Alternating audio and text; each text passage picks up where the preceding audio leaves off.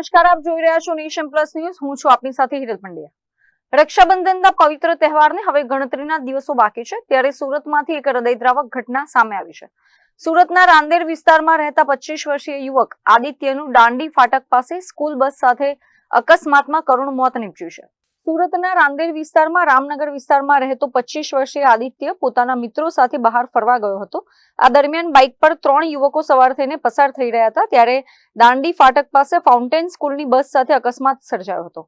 આ અકસ્માતમાં આદિત્યનું મોત નીપજ્યું છે જ્યારે તેનો એક મિત્ર ઈજાગ્રસ્ત થયો છે અને બીજો એક મિત્ર સહી સલામત બચી ગયો છે. આ ગંભીર અકસ્માત બાદ પરિવારજનો દ્વારા સ્કૂલ બસ ચાલકે સામેથી ટક્કર મારી હોવાના ગંભીર આક્ષેપો કરવામાં આવે છે.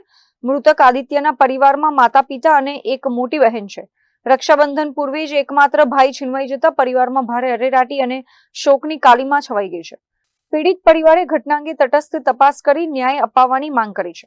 સ્કૂલ બસ ચાલકની બેદરકારી સામે પરિવારે આક્રોશ વ્યક્ત કર્યો છે ત્યારે પોલીસ આ મામલે શું કાર્યવાહી કરે છે તે હવે જોવાનું રહેશે. એમની કાલે સાંજે 7 વાગે ડેથ થઈ ગયેલી છે. આપણે ઘટના સ્થળ છે આપણું દાંડી ફાટક પાસે. એના પહેલાં સાકેત ગામ આવે છે, ત્યાં એમનું એક્સિડન્ટ થયેલું હતું. બસવાળાએ ઠોકર મારીને એ લોકોની આવી રીતના ઈજાગ્રસ્ત એને કરેલું છે. કઈ રીતે ઠોકર મારી?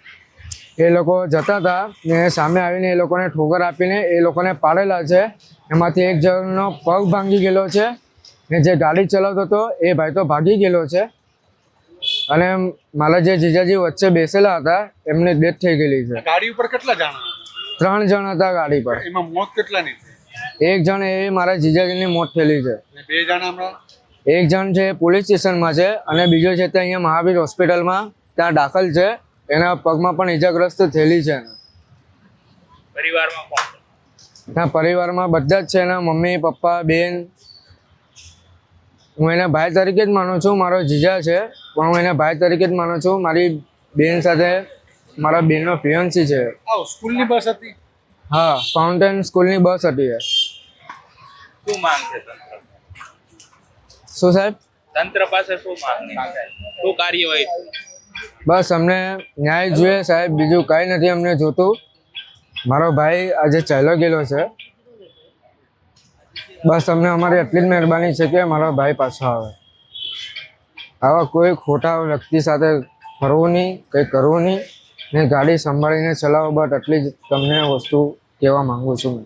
Bureau report, Nation Plus News, Surat. સમાચારોના સતત અપડેટ મેળવવા માટે અમારી નેશન પ્લસ ન્યૂઝની યુટ્યુબ ચેનલને સબસ્ક્રાઇબ કરો, બેલ આઇકન દબાવો અને જોડાયેલા રહો ફેસબુક, ઇન્સ્ટાગ્રામ અને ટ્વિટર પર.